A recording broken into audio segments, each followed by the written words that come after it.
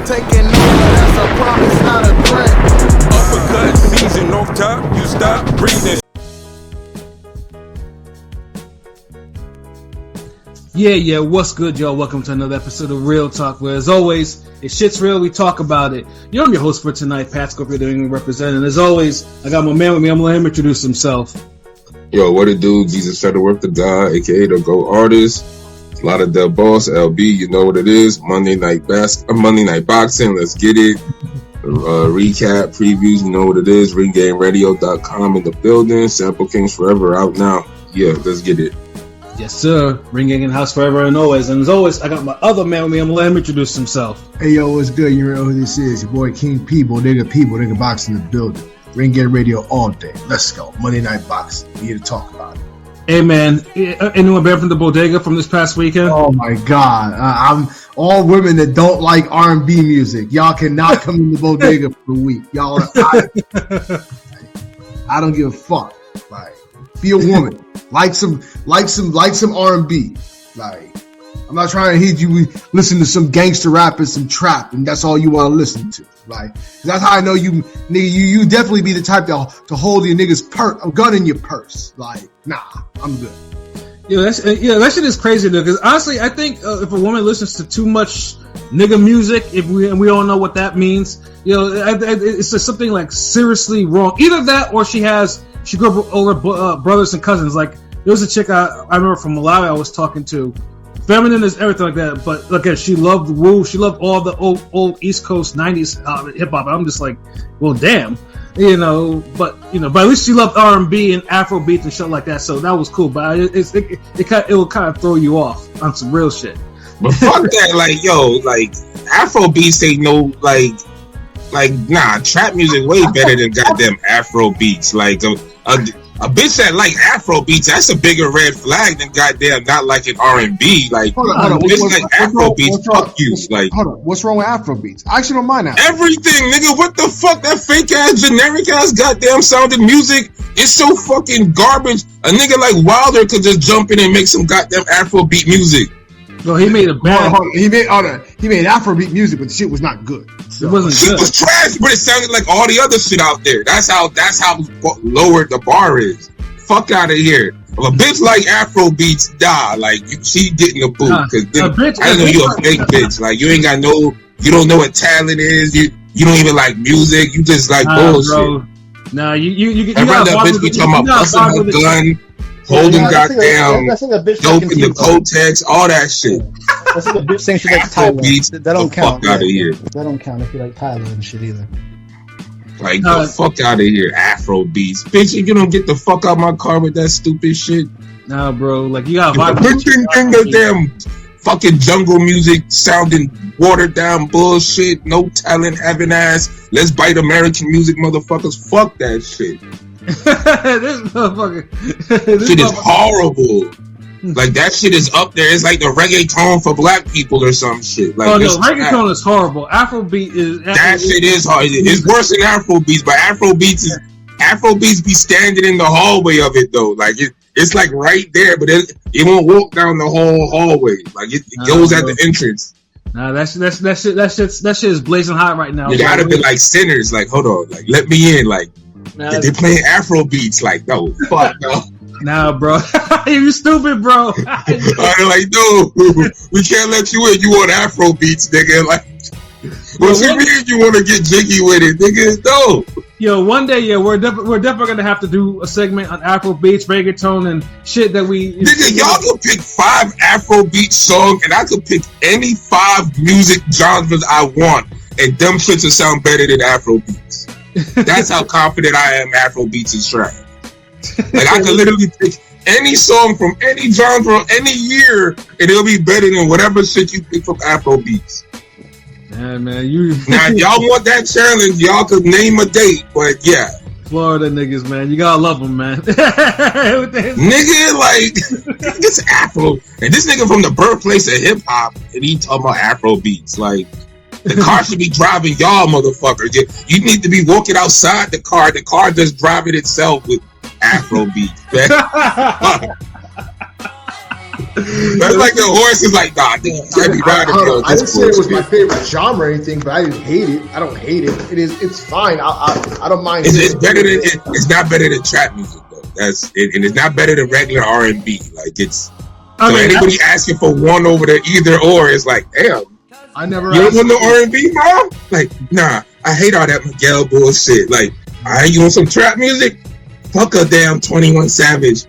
Fuck it, I got this Afro beat. Yes, nigga, Afro beats. Like, God damn, I ain't shit.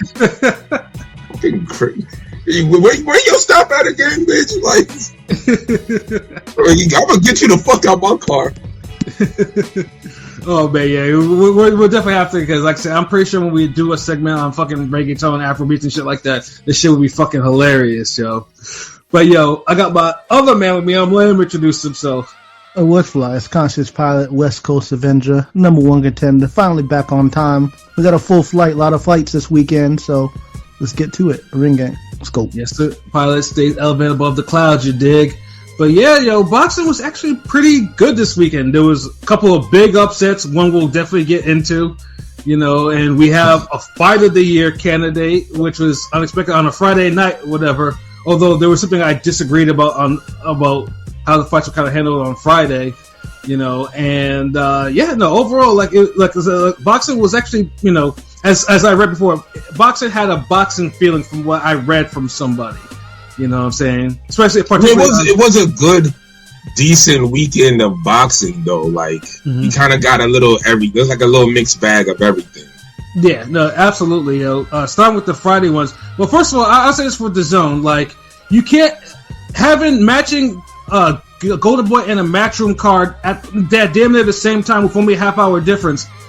Don't fucking do that shit. That's for the main event, yeah. When the main event sync up, like do some milking, like because both fights were important, but you had to focus more on one fight. Both fights weren't important if y'all making niggas choose between what promoter they want to support on the same fucking app. Like, who does that? Yeah, that was the only thing I said. Well, you know, we gonna fuck with Matchroom or Golden Boy. It's like, I got Modelo's right here, so fuck it. It's a Golden Boy night. Like, really? I wasn't happy with that one because it was like reminding me of whole like, you know, HBO and Showtime running at the same time. Well, of course, that happened for years, for decades, for a couple of decades, and that shit was. And honestly, I know LB has his stories on that shit. I have my stories on that shit. You know, it's just like, you know, especially back in the day when, you know, when they used to air some real classics and shit like that. I know this nigga LB had the VCR action going, and you know, and I used to have to flip back and forth on the box. You know, the shit used to be annoying as fuck. You know, and I was hoping that this shit would continue into 2025. But the zone needs to calm all that shit down. Like, one of them shits could have happened on a Sunday, and that shit would have been cool. You know what I mean? But it was. But the main events for those both cards, especially for Matchroom, it was good. Khalil Coe, you know, got his get back. And one thing that I loved about his performance was the fact that he understood what the fuck a jab does. Because that jab was nice as fuck. I'm just saying, pause. That was a great jab. Yeah, like it seemed like after his loss, which basically was on a bout of Rhabdo, which was the shit that kind of killed Virgil Ortiz for those couple of times. You know, dude got healthy and it seemed like he watched some Bazooka Ike tapes, because within 3 rounds, that, you know, he led an authoritative jab. He busted Gallegos.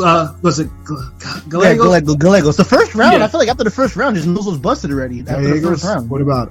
I mean, he looked better this time, so I give. Yeah, the jab was because we always talk about young fighters not using their jabs, not using a jab, period, or anything like that. Yeah, but that's how you get a lick back. But I feel that's how, you know. I mean, I know you know. Say you get knocked out by somebody, yeah, you can get the win after, get the decision, but he stopped him. He actually got his. That's getting your lick back for real. Stopping the dude that stopped you, not just getting a decision after you beat him. I don't know. It's different.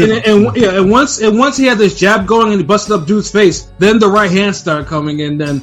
Yeah, it was an ass whooping. Like a Mexican that actually quit in his corner in Mexico. Like that was like, you know, I was like that was good shit. It's like because that's the potential that Khalil Coe had, and you know, and obviously because you know we do need more American light heavyweights. So you know, so that was a really good authoritative comeback win for him, because Yeah, because at first I thought, God damn, this Coe was about to be shaky as shit, because he almost gave me Michael Bennett vibes, and Michael Bennett still scars me to this day because I thought that nigga was gonna be something in the pro. That was probably my biggest whiff and a miss on that one. But there's probably no reason to have a third fight between them, right? I felt like dust is settled at this point. I mean, unless it's like for a belt and title, unless like for a belt down the line. But yeah, there's no I like seeing it because it was a good performance from a young fighter that's still learning. But like I said, young fighters out there, use your fucking jabs. It will help you. It will help your career. It will help your offense. It will set up everything that you need to do. Use your goddamn jabs. That was consistently. Consistently. You can tell these niggas use their jab and they'll just throw it 3 more times out a whole 3-minute round. That's why the points. That's why the punch average stopped. Like they dropped so much in boxing over the years because niggas ain't jabbing. So when you tell somebody, hey man, you need to be averaging 50 punches around, motherfuckers look at you like, God damn, we're not featherweights, we're not band. Like, wait, what? Like, 50 punches around is easy if you fucking jabbing, nigga. Like, yeah, exactly. Like, half your punches gonna end up being jabs. So it's like, so if you punching 50 times, 25 to 30 of them shits need to be jabs anyway. Right. So imagine a nigga who's only throwing 25 punches around. Mm-hmm. So, like, come on, man. Like, fucking jab, nigga.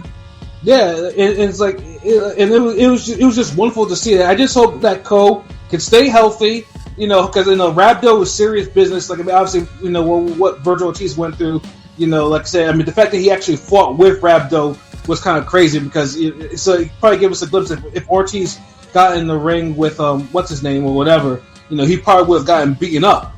He would have got beaten up like Coe did in the first fight. So that was a really great performance to see. Salute to Coe in that one. And then on the Golden Boy side, we had Bek The Bully and Darius Fulghum. And like I said, and again, this is one of those fights where it was like you have 2 young or youngish prospects. Like you got, you try to throw them in the, see if they can swim. Throw them in the water, see if they can swim. Finally, because they don't be doing that. They don't matchmake like that no more. It seems like. Yeah, but I say to Golden Boy, for all of Golden Boy's faults, for one thing that they do is their matchmaking is typically on point. Because like I said, even if it's like a nonsense type of card or there's not like big names, like you can watch their card and it flows. Like I think they just understand boxing better than anybody else when it comes to just making shows, because they could make a show from any level, of fighter and make it entertaining and just engaging, and you'll just watch it like you said and enjoy it. Yeah, like the only other company that comes close to that is probably Jake Paul's when he does his MVP series, but that's on a lower level. It's because he's still growing it, but that's the only other that's somewhat on that level. But yeah, the Golden Boys, yeah, in that part, and Bek The Bully and Fulghum was a really good fight, and on paper. And yeah, them motherfuckers went to war. Like Bek, at first I thought Bek was probably gonna KO dude in the first couple of rounds because he was letting he was hitting dude with some crazy body shots and everything like that. And that left hand wasn't missing its mark, and both these guys didn't jab. Speaking of jabs, I mean, it was a great fight, one of the better fights this year. But I feel like both these guys didn't jab enough in the fight.